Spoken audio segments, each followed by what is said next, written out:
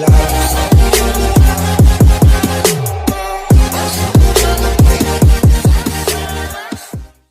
students, good morning. How are you all? Today we are going to discuss chapter 3, pair of linear equations in two variable. Question number first third part बेटा reducible equation है, reduce करके solve करनी है। अब क्या करना है, जैसे इसमें इसे पहले भी आपको बताया गया है कि 4/x plus 3y equal to 14। जैसे पिछले जो क्वेश्चंस में आया 1/2x plus 1/3y equal to 2, इस टाइप से यहाँ x भी डिनोमिनेटर में है, y भी है, लेकिन इसमें थोड़ा सा चेंज है। ओनली x डिनोमिनेटर में है, y न्यूमिनेटर में। दोनों रॉन्ग नहीं है, एक थोड़ा सा मिस में, एक राइट है। तो यहाँ आपकी चॉइस, आप या तो दोनों को चेंज कर सकते हो या x को अकेला चेंज कर सकते हो, y ऐसा रख सकते हो। वो आपकी डिपेंड करता खुद पे, आप क्या करेंगे। जैसे हम इसको लेंगे तो इसको 4 × 1/x plus 3 × y is equals to 14। तो यहाँ पे आप अगर 1/x को आप uv की बजाय चॉइस आपकी है m मान लें और y को n मान लें, तो यहाँ पे याद रखना m की वैल्यू जो निकालेंगे वो तो यहाँ रख देंगे। y और n जो है वो दोनों सेम होंगे, क्योंकि यहाँ पे हमने उसको सिर्फ वेरिएबल ही चेंज किया। और वो चेंज क्यों किया, क्योंकि x y से हमने m n में लिख लिया। नहीं तो एक वैल्यू आपकी m में आती, दूसरी n में आती, चॉइस आपकी थी। तो यहाँ पे चेंज भी कर सकते हो और नहीं चाहते तो आप नहीं भी कर सकते, कोई ज़रूरी नहीं है आपकी y को n ही रखे। तो यहाँ पे मैं लिख रहा हूँ let 1/x is equals to m and y is equals to n।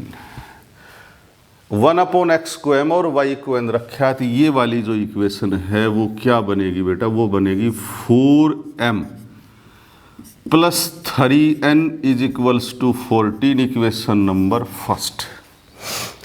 दूसरा सेकंड वाली जो है ये क्या बनेगी, ये बनेगी बेटा 3m माइनस 4n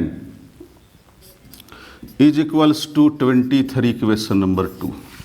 यहाँ पे चॉइस है बेटा आपकी, सब्स्टिट्यूशन लगाएं या एलिमिनेशन लगाएं, वो चॉइस आपकी है। तो मैं इसमें यूज कर देता हूँ बेटा एलिमिनेशन मेथड। अब देखो यहाँ पे थोड़ा सा प्रोसेस लेंथी है। अब एलिमिनेशन में क्या करना है, अब एलिमिनेशन में बेटा हम करते हैं कंपेयर कोफिशिएंट ऑफ, या तो आप m के कर लो n के कर लो। अब देखो m और n दोनों के होते हैं क्या, m का कोफिशिएंट यहाँ पे है 4, यहाँ पे है 3।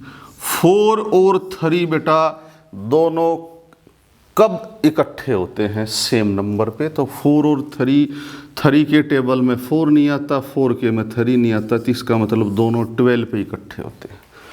अब 12 पे इकट्ठे होते हैं तो 4 का 12 बनाना, इसका मतलब इसको 3 से मल्टीप्लाई करना है। इसका भी 12 बनाना, इसका मतलब इसको 4 से। तो इसका मतलब इस क्वेश्चन में यदि हम एलिमिनेशन मेथड लगाएंगे और m के कोफिशिएंट को इक्वल करेंगे तो दोनों मल्टीप्लाई करने पड़ेंगे। चलो ठीक है, हम दोनों से नहीं चाहते कि हम एक बार नेक्स्ट वेरिएबल की ट्राई कर लें, भी हो सकता है दोनों मल्टीप्लाई की बजाय हम n को चूज कर लें, n में एक से मल्टीप्लाई में काम चल जाए।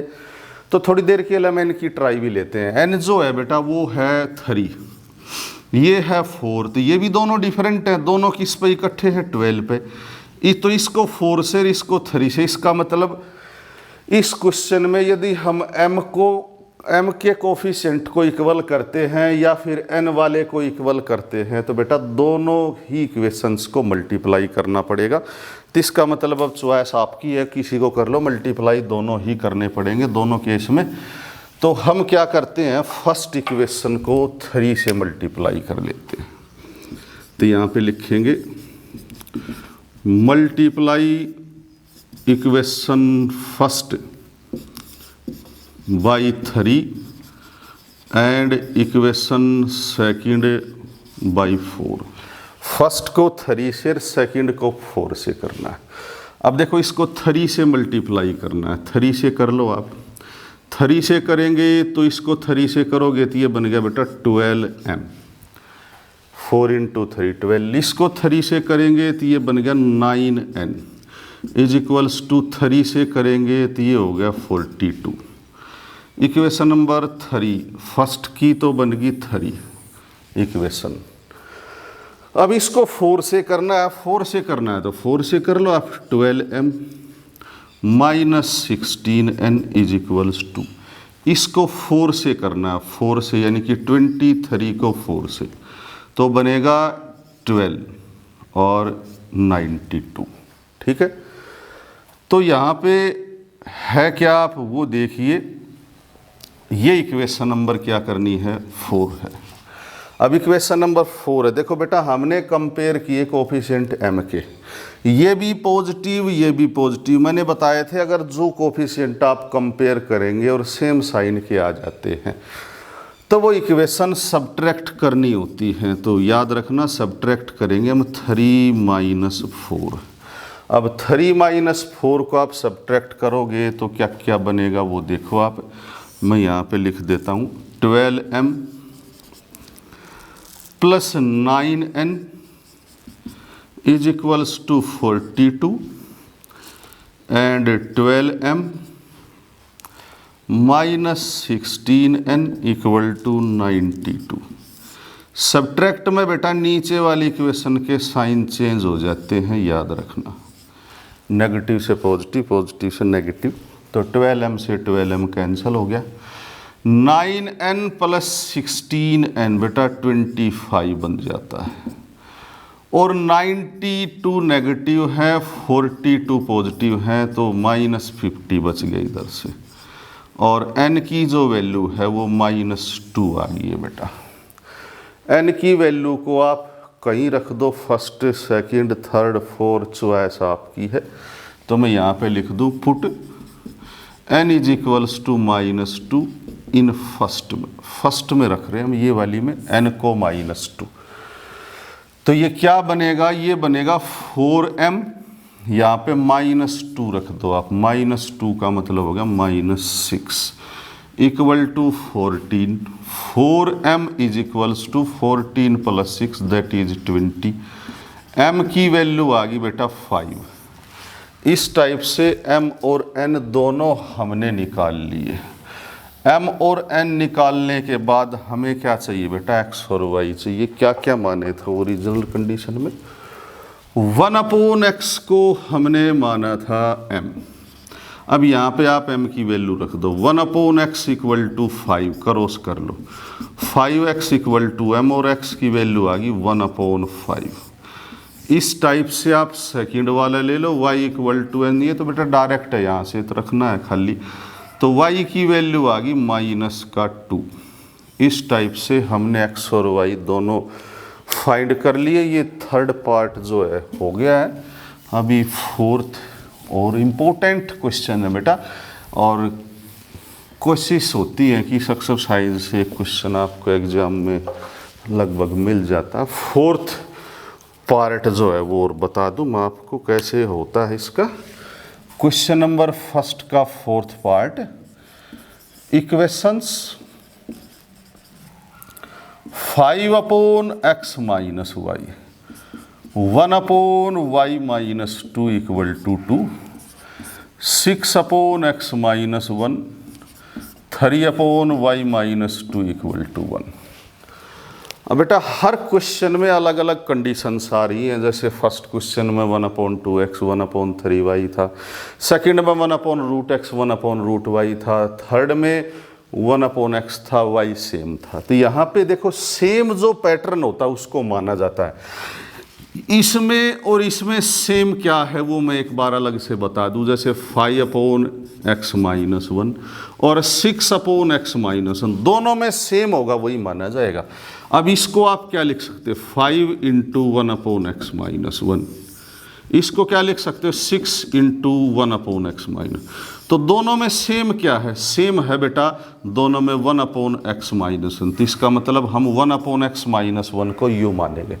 दूसरा और बता दूं मैं रफली आपको, दूसरा है 1/y - 2 और 3/y-2। इन दोनों में सेम क्या है, दोनों का सेम है बेटा। इसको आप लिखेंगे 1 × 1/y-2 और इसको लिखेंगे 3 × 1/y-2। तो इसमें सेम क्या है, 1/y-2। तो आप इसमें इसको मानेंगे। तो मैंने आपको रफ वर्क फ्रेम जो बता दिया क्या क्या मानना है। तो अभी हम इसको UV-MN चॉइस आपकी है, जो भी आप पुट करना चाहते हैं, कोई दिक्कत नहीं है, उसमें कोई मैटर है नहीं। तो यहाँ पे मैं लिख रहा हूँ लेट 1/x-1 को हमने m मान लिया और 1/y-2 को n कन्वर्ट कर लिया। तो ये बनेंगे क्या क्या बेटा, वो देखो। ये बन गया 5m + n = 2। अब इसको इक्वेशन नंबर फर्स्ट नाम दे दो। सेकंड जो बनेगा 6m - 3n = 1। Equation number second दे दो। चॉइस आपकी है, कोई दिक्कत नहीं है। पिछले में हमने एलिमिनेशन लगाया था, यहाँ भी आप लगा सकते हो, लेकिन मैं यहाँ पे यूज सब्स्टिट्यूशन लगा देता हूँ बेटा। जो भी आपको इजी लगे, आपकी फरमाइश है, जो भी आपको पसंद आए लगा सकते हैं। यहाँ से आप फ्रॉम फर्स्ट कर लो, n की वैल्यू निकाल लो। n आ जाएगा आपका 2 - 5m और इसको बेटा पुट कर दो इन सेकंड में। जहाँ n है वहाँ 2 - 5m, तो 6m - 3 यहाँ पे रखना है बेटा उसको।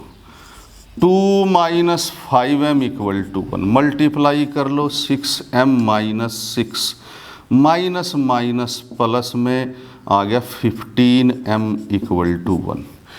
15 और 6 हो गए बेटा 21m और 6 नेगेटिव उधर जाके बन गया 7।